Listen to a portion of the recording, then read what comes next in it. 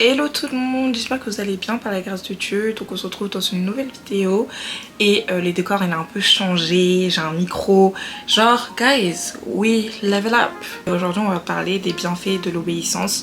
Donc faut savoir que là ça faisait au moins 4 ou 5 mois je crois que j'avais pas médité ma Bible. Genre vraiment j'ai toujours eu du mal à méditer ma Bible. Pas que je n'aime pas lire parce que j'aime la lecture.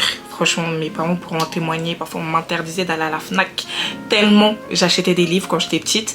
Mais c'est vraiment... je trouve toujours des excuses. Genre, les cours. Quand c'est pas les cours, c'est les partiels, le boulot, je suis fatiguée. Et au final, je repousse toujours au lendemain. Et au final, quand tu repousses au lendemain, bah, en fait, t'as pas le temps de méditer la parole. Et quand je dis méditer la parole, c'est vraiment s'asseoir et rentrer dans les Écritures. Et comprendre les Écritures grâce à l'aide du Saint-Esprit. C'est pas seulement lire le verset du jour. C'est plus que ça.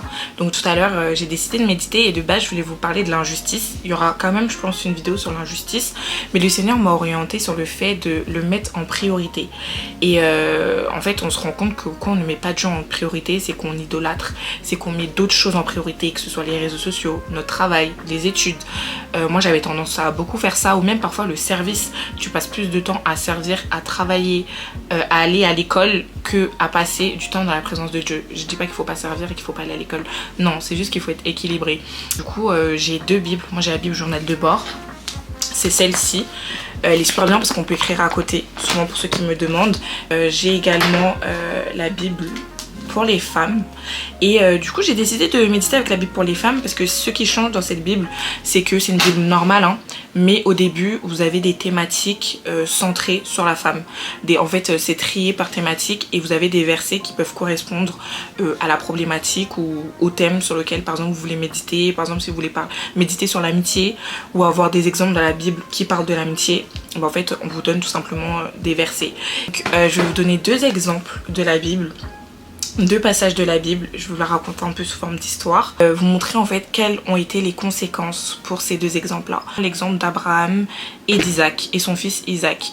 Donc Abraham, un jour, Dieu lui demande tout simplement de sacrifier son fils.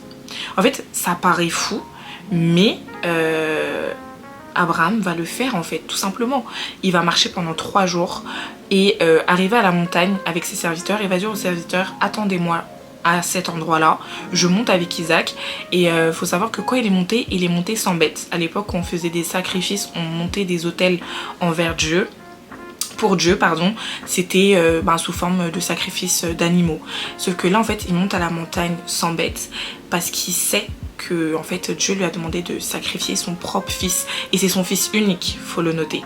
Et donc Abraham ne se pose même pas de questions, carrément il dit à ses serviteurs attendez-nous ici, on va revenir, nous reviendrons. C'est-à-dire que j'ai l'impression qu'il savait déjà en fait que Dieu n'allait pas tuer son fils.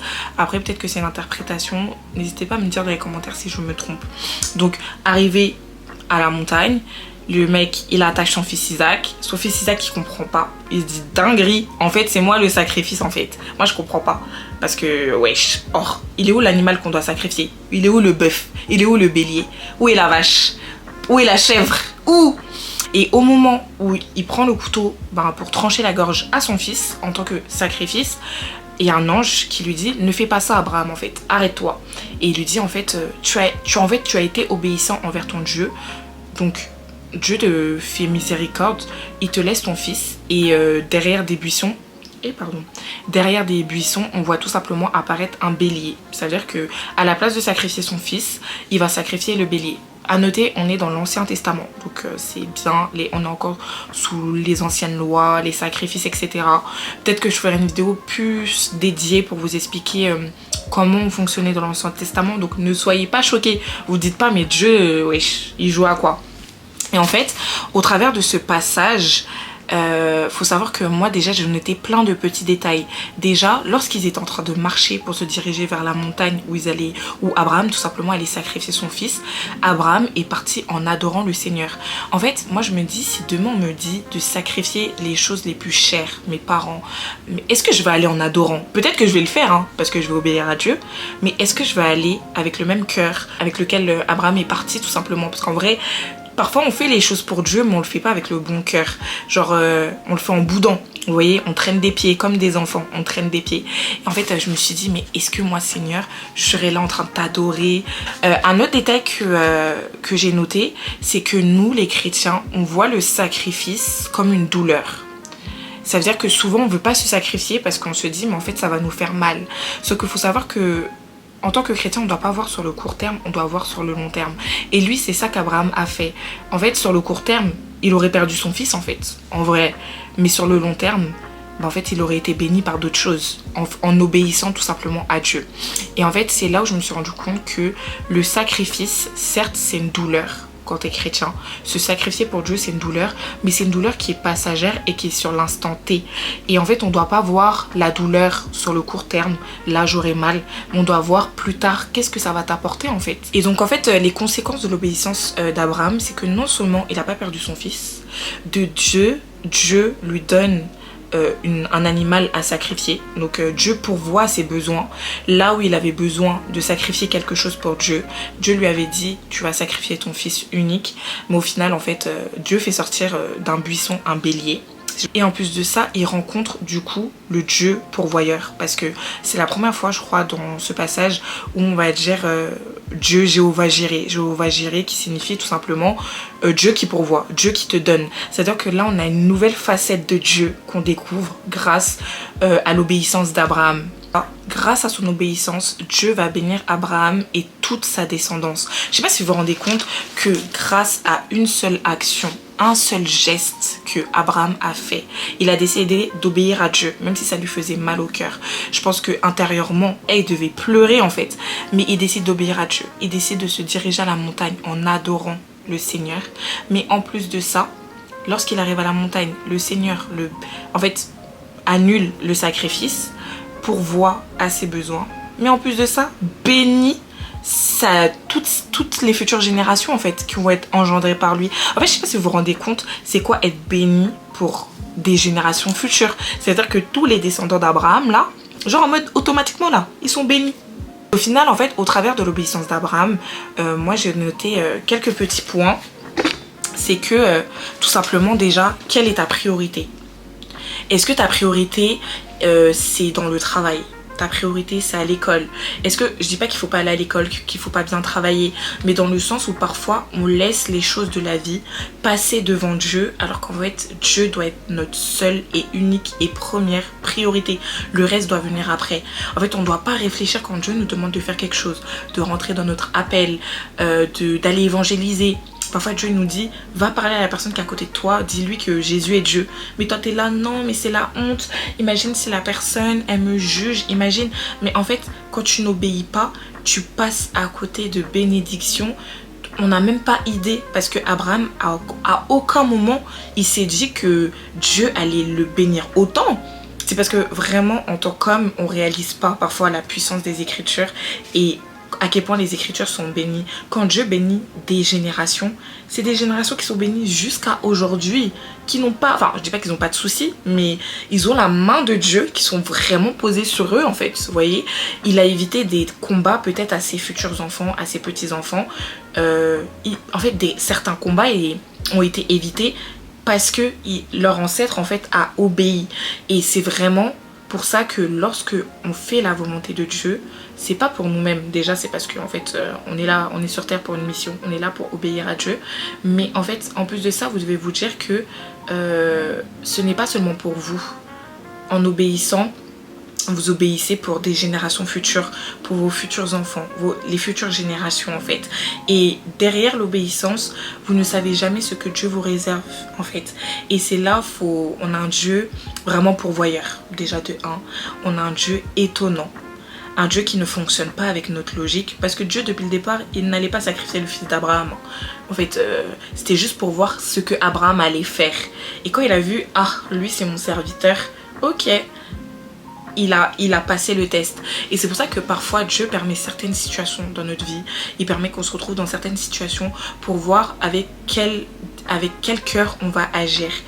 Un de mes versets préférés, c'est dans Deutéronome, et ça commence par dire, c'est Dieu qui s'adresse tout simplement au peuple d'Israël, et qui dit: souviens-toi de tout le chemin que l'Éternel ton Dieu t'a fait parcourir pendant ces 40 années, pour voir quelles étaient les dispositions de ton cœur. Que parfois Dieu permet certaines situations difficiles, des situations qui sont douloureuses, peut-être que tu t'es fait virer, peu importe, mais le Seigneur veut voir que, est-ce que dans cette situation là tu vas continuer à lui obéir, est-ce que tu vas le mettre en priorité, est-ce que tu vas l'adorer dans tout ce processus là de douleur, est-ce que tu vas continuer à l'adorer. Un autre exemple que j'aime bien prendre souvent dans mes prières, c'est l'exemple de Paul et Silas. Ils ont été enfermés. Vous imaginez qu'à l'époque, les prisons, c'est pas les prisons françaises, hein. C'est pas Fresnes, c'est pas nos prisons où nos prisonniers, ils ont la télé et puis ils sont à l'aise, ils ont à manger. Je sais même pas si on leur donne à manger. Mais dans la prison, ils vont adorer le Seigneur, et la prison, en fait, va s'ouvrir. En fait, tout ça pour vous dire que peut-être que tu traverses une situation douloureuse. Tu as peut-être du mal à obéir à Dieu, parce qu'en fait, ce qu'il te demande ne te paraît pas logique. Tu te dis, mais pourquoi Dieu me demande ça? Ne te pose pas trop de questions. Obéis seulement. Et en fait, la foi, c'est vraiment croire sans avoir vu les bénédictions de Dieu. Pour moi, c'est comme ça que je réfléchis. Avoir la foi, c'est ça. Croire que Jésus a déjà agi dans ma vie, malgré que je passe par un moment douloureux. En fait, c'est une dinguerie. On lui a demandé de sacrifier son fils. Et donc vraiment, ma prière pour cette première partie de la vidéo, c'est que nous soyons des Abraham, que nous soyons des hommes et des femmes tout simplement avec le cœur de Dieu. Seigneur, permets-nous sans cesse, en toutes circonstances, même lorsque les choses nous paraissent illogiques, de toujours t'obéir, de toujours marcher selon ta volonté. Ne laisse pas la chair ni notre cœur prendre le dessus, mais que véritablement nous soyons des exemples, nous soyons des modèles, et que même si le sacrifice, le processus paraît long et douloureux, nous avons conscience que tu es avec nous. Tu nous as laissé le Saint-Esprit tout simplement pour pouvoir marcher en esprit et en vérité. Alors permets, Seigneur, que nous soyons toujours dans l'obéissance sans cesse, en tout lieu et en toutes circonstances. Au nom de Jésus-Christ, Amen. Le deuxième exemple et la deuxième histoire que je vais vous raconter prend place dans 1 Samuel à partir du verset 15. Et là, pour le petit contexte, donc Saul est roi et il est en guerre contre un peuple. Ce peuple-là, c'est le premier peuple à avoir opprimé le peuple d'Israël dans Exode 15. Je vous mettrai de toute façon tous les versets, toutes les références dans la Bible. Donc Dieu demande tout simplement à Saul: Saul, mon enfant, le roi, va faire la guerre à tel peuple et à tel roi, le roi d'Agar, parce que ils ont opprimé mes enfants et en fait ils doivent payer pour ce qu'ils ont fait. Donc Saul, il obéit, mais un truc que Dieu avait bien précisé à Saul, c'est que lorsque tu vas aller tout simplement pour faire la guerre à ce peuple, il faut que tu tues le roi et que tu tues toutes les bêtes. C'est-à-dire que Saul, il dit oui, oui Seigneur, c'est bon, je m'en vais à la guerre, pimpon, il s'équipe, il va à la guerre. Et en allant à la guerre, du coup, tout simplement, il ne tue pas le roi et il garde les meilleures bêtes. Alors que le Seigneur lui avait donné une instruction très claire. Tu tues tout. Tu tues tout le monde sur ton passage. Ratatatata. Tu tues tout le monde. Ce que Saul n'en fait qu'à sa tête. Il se dit, bah, je vais capturer en gros le roi Agar. Et je vous raconte un peu à la version un peu Jens. Hein. Sinon, allez regarder, allez lire votre Bible. C'est mieux. Et lui, il se dit que en fait, Dieu va être content parce qu'en fait, en gros, il a obéi. Mais en réalité, il avait obéi que partiellement. Et ce qu'il va faire avec les meilleures bêtes, celles qui sont les plus belles, il va aller les offrir en sacrifice à Dieu. Comme je vous l'ai dit, à l'époque, dans l'Ancien Testament, on offrait des sacrifices à Dieu. Des sacrifices tout simplement avec des bêtes, des animaux. Donc, lui, il est tout pépère, il est revenu de la guerre, dans sa tête il a gagné, c'est bon, il est victorieux, il a fait son petit sacrifice au Seigneur, on va dire il a donné sa petite offrande, un peu comme nous quand on donne les offrandes. Bah Saul, pété dans sa tête comme il est, il dit ben oui, j'obéis à Dieu, j'ai tout fait comme il m'a dit. Samuel lui répète encore au prophète là, ça veut dire qu'il peut savoir en avance si tu mens ou si tu ne mens pas. Ça a loupé, ça a loupé. C'est-à-dire que Saul, on lui repose encore la question. Est-ce que tu es sûr ce que tu dis là? Est-ce que tu es sûr que tu as fait tout ce que le Seigneur t'a demandé? Il dit mais oui, je l'ai fait. Samuel lui dit, là déjà tu mens. En vrai de vrai, arrête de mentir. Vous voyez quand vous allez poser une question à quelqu'un et que la personne elle ment, je pense qu'il n'y a rien de pire. Saul était tellement imbu de lui-même, je sais pas si c'est parce qu'il était roi ou je sais pas, mais le mec, on te dit pourquoi tu n'as pas écouté le Seigneur, il ose répondre. Saul répondit à Samuel, j'ai bien écouté la voix de l'Éternel et j'ai suivi le chemin par lequel m'a envoyé l'Éternel. J'ai emmené Agag, roi d'Amalek, et j'ai dévoué par interdit les Amalicites. C'est le peuple qui devait décimer. Mais le peuple a pris sur le butin des brebis et des bœufs comme prémisse de ce qui devait être dévoué afin de les sacrifier à l'Éternel. Et le pire, c'est que là, il ment. Parce que là, il accuse le peuple. Il a eu l'occasion de dire la vérité au moins 2-3 fois. Il n'a pas dit la vérité. Samuel, il lui dit quoi? Comme tu n'as pas voulu écouter le Seigneur, mais en plus de ça, tu te fous de nous. Tu te fous vraiment de nous. Le Seigneur, il m'envoie te dire que tu n'es plus le roi. Il t'avait choisi comme roi. Il ne te veut plus en tant que roi. C'est-à-dire que la conséquence de la désobéissance du roi Saul, même si ça paraissait petit, parce qu'en fait on va se dire mais en fait il a juste pris des animaux pour les offrir en sacrifice au Seigneur plus tard, mais en fait il a quand même désobéi partiellement à la consigne de Dieu. C'est à dire que vraiment l'obéissance, lorsque Dieu parle d'obéissance, c'est de faire sa volonté parfaitement et pleinement. C'est pas seulement faire sa volonté à 99%, c'est faire sa volonté à 100%. Et franchement en tant que chrétien, il y en a beaucoup d'entre nous, parfois on fait la volonté de Dieu mais partiellement. Ça veut dire, il va nous dire par exemple, je sais pas, va en droit. Ok, t'es parti en droit.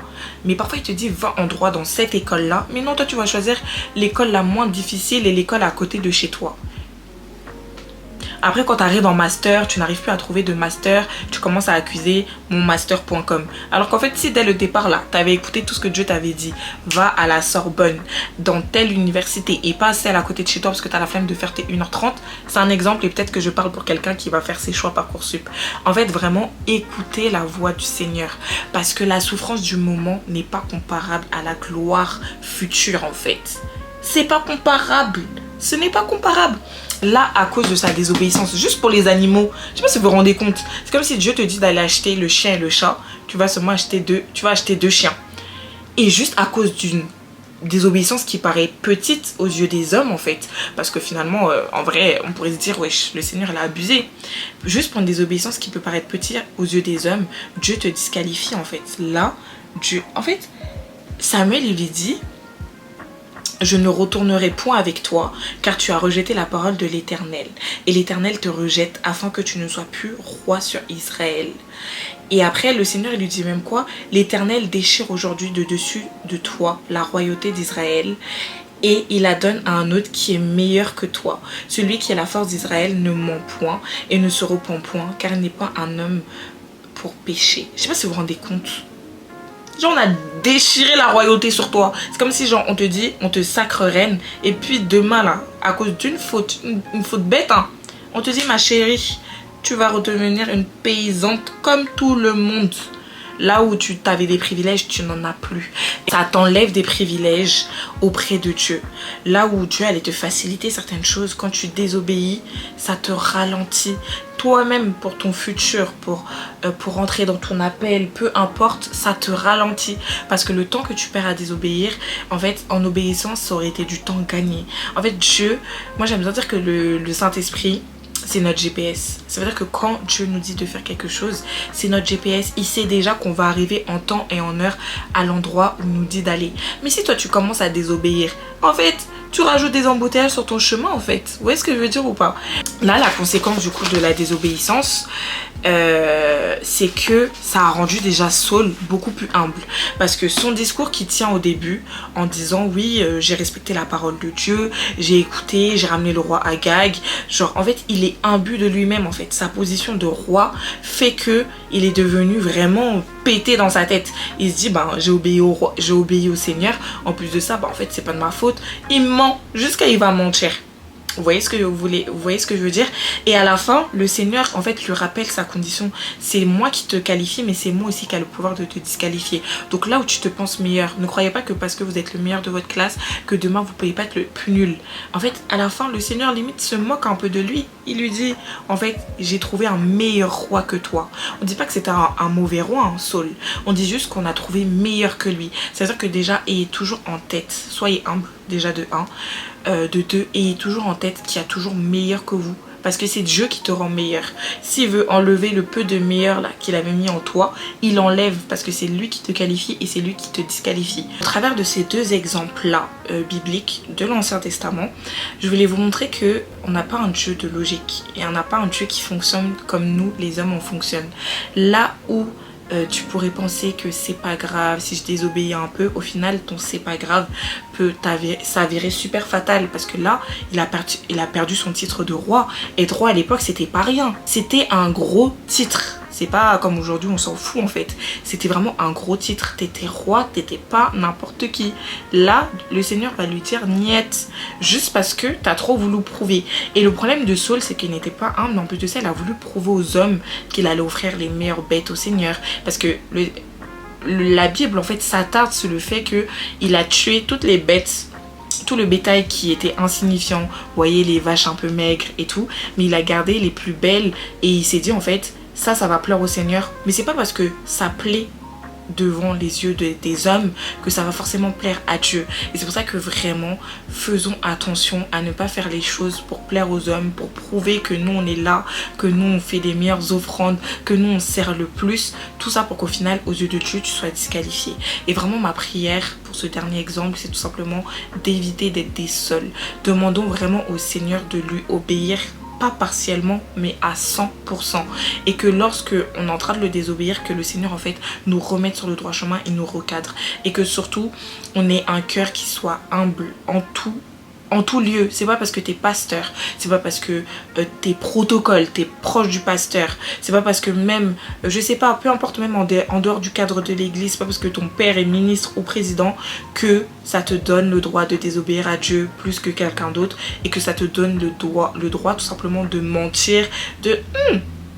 Nous tous là, on est égaux devant Dieu. Donc peu importe ton titre, on se doit d'obéir à Dieu. Ne culpabilisez pas, parce que je sais que parfois le diable se sert de la culpabilité pour nous tenir dans nos anciens travers, dans nos anciens péchés, parce qu'on se dit en fait on ne vaut pas mieux que quelqu'un d'autre. Dieu va jamais nous pardonner. Tous les péchés sont égaux aux yeux de Dieu. Tous les péchés n'ont pas la même conséquence, mais ils sont égaux. Ça veut dire que t'aies tué quelqu'un, bon, si t'as tué quelqu'un, pardon, faut aller en prison, pardonnez, voilà. Mais tout ça pour vous dire que vraiment Dieu pardonne tout, là où les hommes ne pardonnent pas et n'oublient pas. Dieu au contraire est miséricordieux. Et vraiment accrochez-vous, c'est pas facile. Je vous l'ai dit, j'ai fait presque 4 ou 5 mois sans toucher ma Bible. Donc vraiment il n'est pas trop tard pour se rapprocher de Dieu. Il n'est pas trop tard pour arrêter nos mauvaises habitudes. Et vraiment que Dieu vous bénisse. Si vous avez besoin d'envoyer un message, de parler, mes réseaux sociaux sont toujours ouverts, vous le savez, et de toute façon je le mettrai sur l'écran. Et vraiment que Dieu vous bénisse abondamment. N'hésitez pas à liker, commenter, partager, commenter. N'hésitez pas à savoir me dire aussi si ce nouveau format de vidéo là vous intéresse, si le micro, la qualité vidéo vous plaît, s'il y a des choses à changer, n'hésitez pas. Si je me suis trompée aussi, parce que je n'ai pas forcément la science infuse, je peux me tromper, je ne suis pas du tout bonne dans tout ce qui est connaissance biblique, dans le sens où déjà j'ai du mal à méditer la Bible, donc je connais pas la Bible par cœur, voilà. Donc n'hésitez pas à rajouter des détails aussi si j'ai oublié des détails. J'ai essayé de raconter ça de la manière la plus simple. Bien sûr la Bible reste le meilleur truc. Ne vous basez pas sur ce qu'un homme dit, basez-vous sur les écritures. Donc peut-être que j'ai omis des détails, peut-être que j'ai rajouté des détails, peut-être que je me suis trompée, au lieu de dire un bélier j'ai dit une vache. Plongez-vous dans les écritures et voilà. Je vous fais des gros bisous, à la prochaine.